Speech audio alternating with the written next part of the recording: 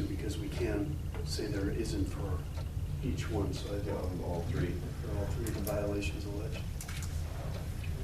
All right. Any discussion? Anyone disagree on any of the three violations? We're good on all of them? Good.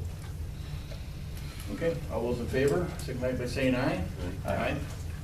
Those opposed? None? And that motion carries. Well, we're not quite done yet, because having made those determinations, we have jurisdiction as a basis. The next step is investigation. You have the authority to require people to submit in writing reports and answers, administrative oaths. We could actually have a hearing. We could even do depositions if you want. But what you're to do at this point in time is determine, we've already determined that there's a basis, so now we should be proceeding to investigate. Now, we can be as specific about that, or we can be fairly general about going out and investigating. Well, as I read it, you could do one of two things. You could either hold a hearing right now if you decided that further investigation was not necessary, or you could say we're going to adjourn the hearing and investigate. Before you have it. Correct.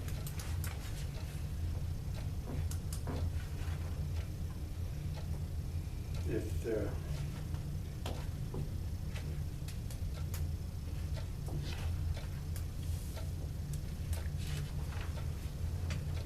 So is there something in the response that would justify an investigation?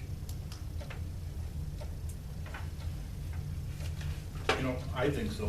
I think, again, this comes down to dates. What was known and what day was it known, and when were things delivered, when were things received? I mean, it's the heart of everything. And, you know, two of you know what was discussed in that closed session, the rest of us don't. So we're gonna need an understanding of that and how that relates to what was in the letter. There's things we have to know before we can make a decision. And I think one of the things you also have to know, I don't think you have access to the closed session of the board, but you do have access to the open session after the board members were warned about disclosure of information, who was there and what was said. There should be a record of that. yeah, there's an interesting provision in your code at 3413, sub A. It does say if after investigation the board finds probable cause. So we probably should actually meet again to determine probable cause if it's going to go forward to a hearing. If we don't have probable cause, we're not going anywhere. You know, after investigation. So who does the investigating? Probably me. I mean, you guys can do it individually, but normally there's a provision in your code here that says that you can request counsel and somebody to carry out the investigation for you. Retain outside counsel and other experts. So.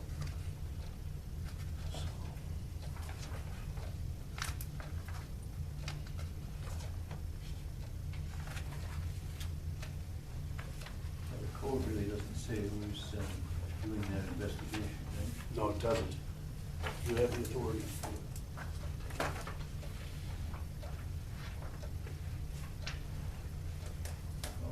my idea would be to appoint someone to do that investigation, to gather that information, rather than having 6 or 7 people running around collecting their own information. but how do we define exactly what we're looking for? Do we do that here, Well, now, or? the way it functions is, and this is a kind of dramatic analogy because it's not that much, but like a John Doe hearing or why can't I think of the name of a grand jury type thing? You guys really are the grand jury. Here are the things we want to look into, go out, look into that, come back to us, and we make a determination. Well, I think we can make a list of what we're looking for. Terry's alluded to some. Exactly what we should do right now. And then also, as part of this, once we've made those decisions, we notify the respondents in writing of what we're doing. That fulfills the due process obligation of letting them know. Well, and the code gives everyone a chance to respond to that once they get out here.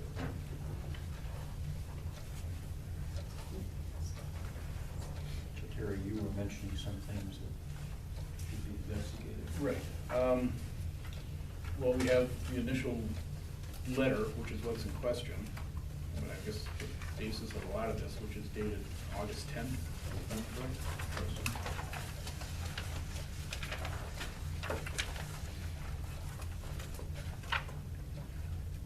And I guess even before that, it's just the information within that letter.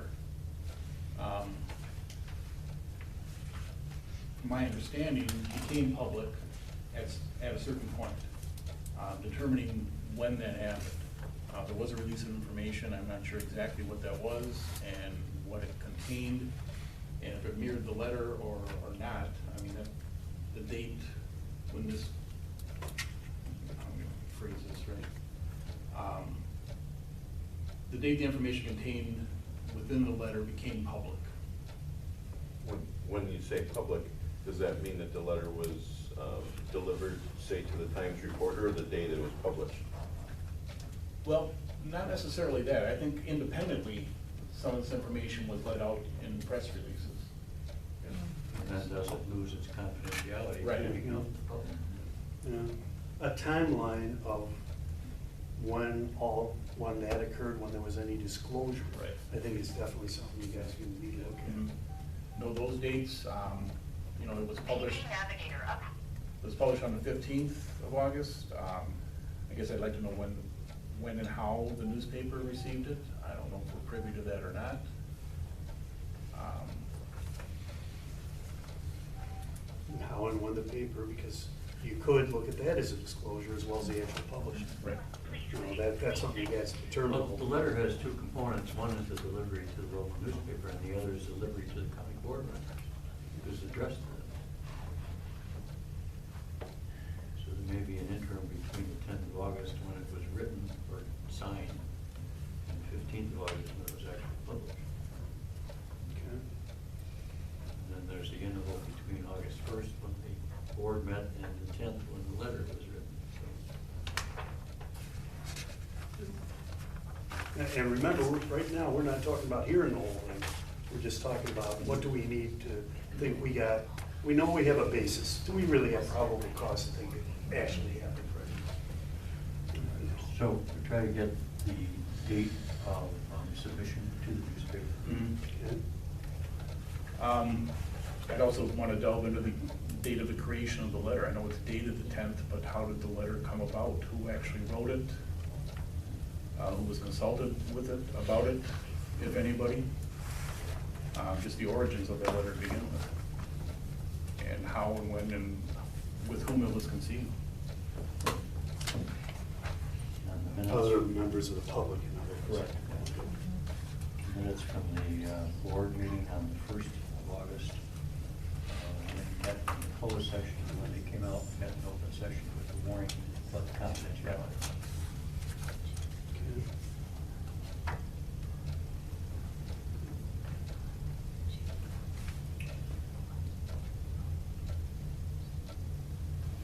Again, we're just going to the level of probable cause right now. We're not trying the whole thing. Is it more likely than not that the allegations stated, does it excite in your mind the feeling that the allegations stated are true?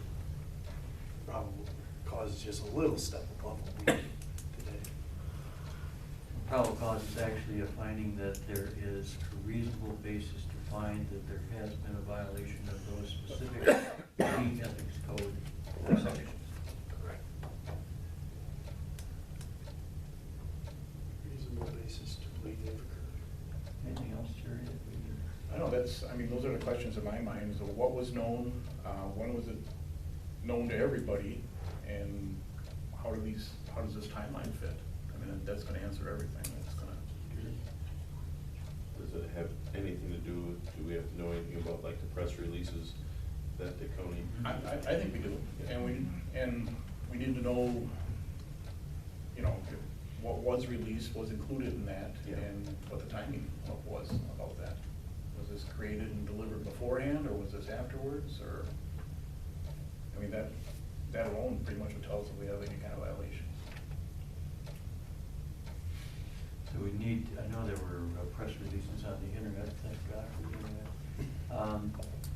Well, I know there are open records requests that were made.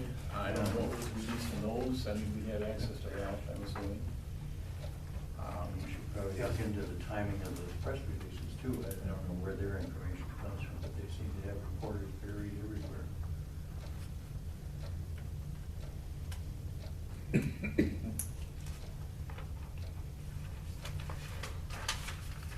And who do we want to have collect this data? You, Okay. Is there a board member I can work with?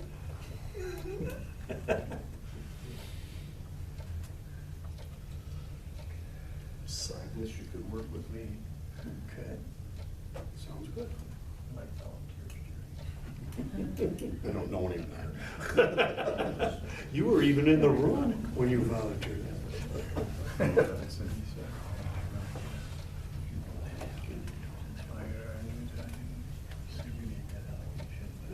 I guess a motion to direct council and Jerry to gather the information identified in our discussions would be in order.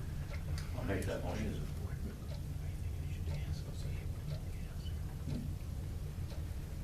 Any other discussion? Any other points that are being missed here that we should be looking into? I can think of.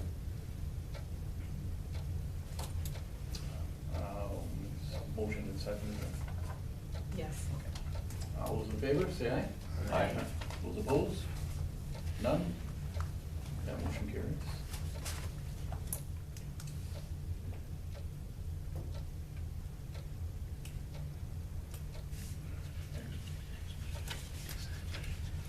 Are we up to setting a date?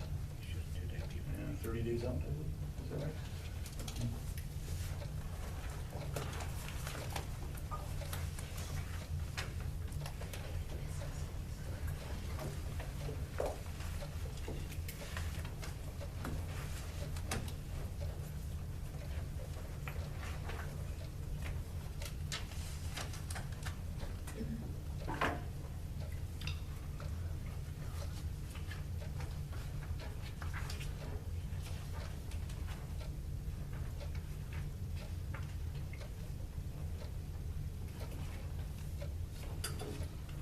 So we're looking after the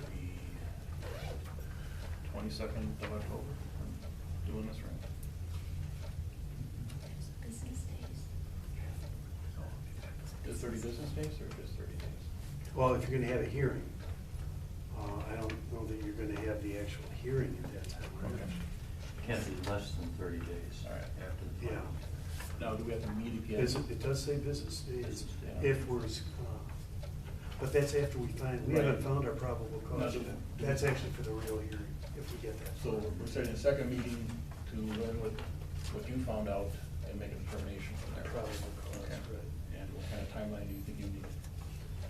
I would say within 30 days, you're not asking for that much information.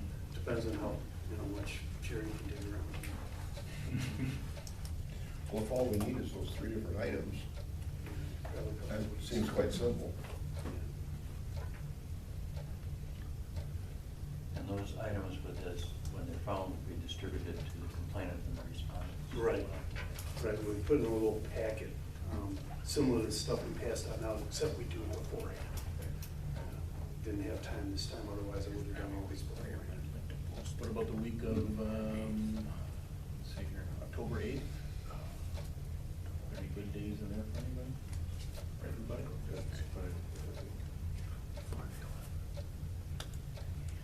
Yeah, that's actually a good week for me too. Yeah, I got a couple things we have to move them around, so I'm good anytime. I cannot do the 10th for sure. Or the 9th. As long as we're done by 4 o'clock on the 11th, I'm okay. I have to be back in Green Bay by 6. Thursday? 11th or It's a Thursday? Thursday. That's fine. As long as we do it in the afternoon, I have a highway meeting in the morning. All right, it shouldn't be long, I'm assuming, so we did 1 o'clock on that day? 1 o'clock on the 11th?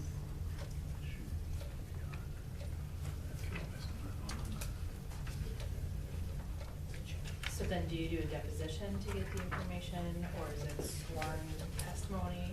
How does that work? I think we can probably do it with authenticated records, a lot of it.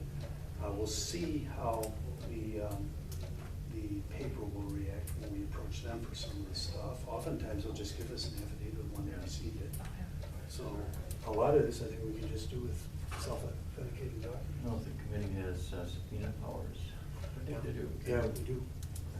So if the paper didn't want to give it up for some reason, we could subpoena it. And if we get into that, we'll probably have to let you know. But my guess is you're not gonna have a problem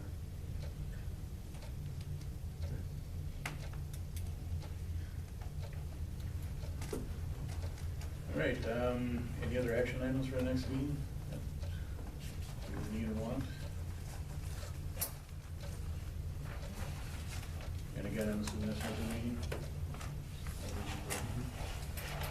I would agree. There is an individual in the public that wants to speak, looks like a couple. Again, understanding that we're not getting into the merits of this. Right.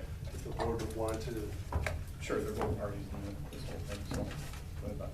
I have just a simple question. Is Barb, Fran, and I, are we at liberty to discuss anything with any of you?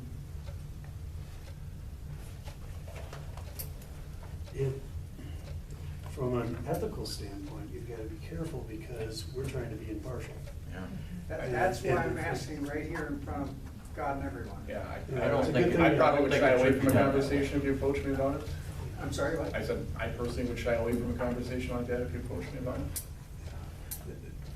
Well, you didn't ask any questions of us, Right. and so I guess you're on your own. Okay. Well, I would have one question on that very same thing. The date the letter was sent was August 10th. Now, we also wanted to know what date that letter was put together, right? Mhm. And how? How are we gonna find out if we don't ask? Well, that might be one where you're not gonna be involved, I'll be involved. Okay. To kind of shield you from actually having to have that type of conversation. So does that need to be a directive from the board? Okay. No, it's part of my responsibility is to make sure you do that right. So, So as far as we're concerned, members of this board are not going to have any direct contact with the complainant or the respondents regarding any of this material. exactly right. Perfect. And that's well put. That just shouldn't be something you talk about, even if it's an innocent conversation, like, when are we gonna be meeting? You know, people hear you talking about that, it gives the appearance of impropriety, which we gotta avoid. Barb? Yes, this next hearing that you just made an appointment for, is that going to be all of us have to come to that, or is this, you were talking about some amongst yourselves? I didn't quite catch that. All of us are to attend? It will probably be us talking about amongst ourselves, but I mean, it's gonna be an open it's session. also gonna be an open It'd session. probably be in your interest. I You would might say. So are you gonna jump into the hearing then right away, that day? No, No.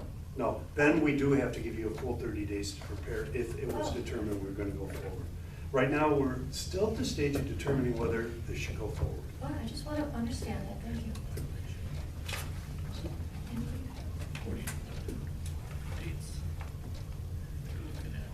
All right, I'll entertain a motion for number 12 there. May I ask one more question? Sure. If as soon as possible that the three of us or all of us can give the minutes to this, please? Unapproved minutes is fine. The approved minutes? Unapproved minutes. Oh, unapproved, yeah. Yes. I wouldn't approve. I have no objection to that. Yeah, or the tape certainly would be a public record too. That's fine.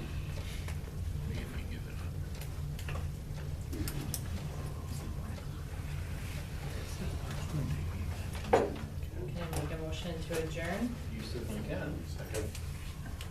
All in favor? Aye. You're adjourned.